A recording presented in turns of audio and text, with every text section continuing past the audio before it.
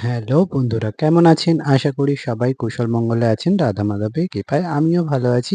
চলে এলাম আজকে নতুন একটা আইটেম ভেজ পানির ক্যাপসিকাম নিয়ে।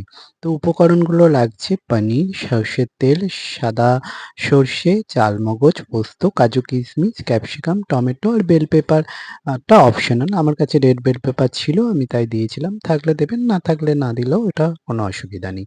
পনিরগুলো টুকরো করে কেটে গরম জলে নুন দিয়ে ১০ মিনিট ভিজিয়ে রেখেছিলাম। তারপরে তুলে একটা মিক্সিং বোলে ছোট, ছোট টুকরো করে কেটে ক্যাপসিকাম আর টমেটো একসঙ্গে মিশিয়ে নিয়েছি। আর এদিকে একটা পেস্ট বানিয়ে নেবো। ওই যে সাদা সর্ষে, চালমগজ, পোস্ত, কাজু কিশমিশ আর ২ টো লঙ্কা।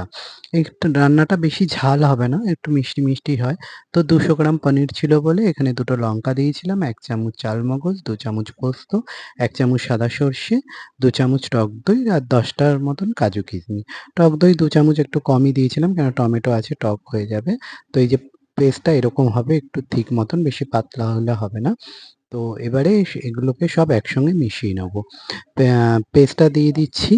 এরপরে দেবো সর্ষের তেল। সর্ষের তেল ওই ৪ চামচের মতন ছিল, ছোট চামচের। সর্ষের তেল দিয়ে তারপরে দেবো নুন, চিনি। নুনটা স্বাদ মতন, আর চিনিটা যে যেরকম মিষ্টিটা খাবেন সেরকমভাবে দেবেন। চিনিটা দিলে কি নুন, মিষ্টি, ঝালের ব্যালেন্সটা ঠিকঠাক থাকবে, সেটা সবাই জানি। তো এখানে আমি একদম হাফ চামচের মতন চিনি দিয়েছি। এবারে ভালোভাবে মেশাতে হবে এটা ৫ থেকে ৭ মিনিট।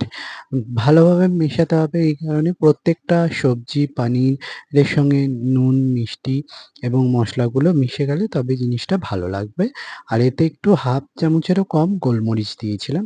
ওটা আমি দেখাতে ভুলে গেছি। তো দিয়ে আমি ভালোভাবে মিশাবো। মিশিয়ে ৫ মিনিটের মতন ঢেকে রেখে দেবো। তারপরে এদিকে কড়া গরম করতে দিয়ে দেবো। কড়াতে একটু বাটার দিয়ে কড়াটা গরম করবো। চাইলে আপনারা সাদা তেলও দিতে পারেন। ওটা কোনো অসুবিধা নেই। এতে তেলটাও খুবই কম লাগে। আর রান্নাটা খুব চটজলদি হয়ে যায়। ভেজ উপকরণের জন্য খুব একটা ভালো উপকরণ। আর খেতেও হয় খুবই দারুণ। তো আমি এটা ভালোভাবে মিশিয়ে ঢেকে রেখেছিলাম। এদিকে কড়া গরম হয়ে গেছে। আমি কড়াতে দিয়ে দিয়েছি। দিয়ে আমাকে একদম গ্যাসের ফ্লেম কম করে ১০ থেকে ১৫ মিনিট ঢেকে ভাপাতে হবে। একদম গ্যাস কম রাখবো, কেন এতে বেশি জল যাবে না। ওই মিক্সি ধুয়ে আর যে বোলটায় মেখেছিলাম ওটা ধুয়ে যেইটুকুনি জল দেওয়া, এই যে আমি ঢেকে দিলাম।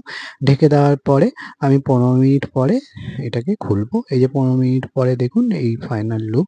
এর থেকে তেল ছেড়ে দিয়েছে মানে আমার রান্নাটা রেডি হয়ে গেছে। উপর থেকে দিয়ে দিলাম একটু কাস্তুরি মেথি, স্বাদ গন্ধ দুটোই আরো বেশি ভালো হওয়ার জন্য। এই যে ফাইনাল লুক দেখুন, একেবারে জিনিসটা রেডি। আর এটা রুটি, পরোটা, লুচি, নান এইসবের সঙ্গে বেশি ভালো লাগে। ভাতের সঙ্গে অতটাও ভালো লাগে না। কেউ চাইলে খাওয়াই যেতে পারে, কোনো অসুবিধা নেই। এই যে আমরা সেদিনকে পরোটার সঙ্গে খেয়েছিলাম। টেস্ট হয়েছিল দারুণ। দেখা হচ্ছে পরের একটা ভিডিও। রাধে, রাধে।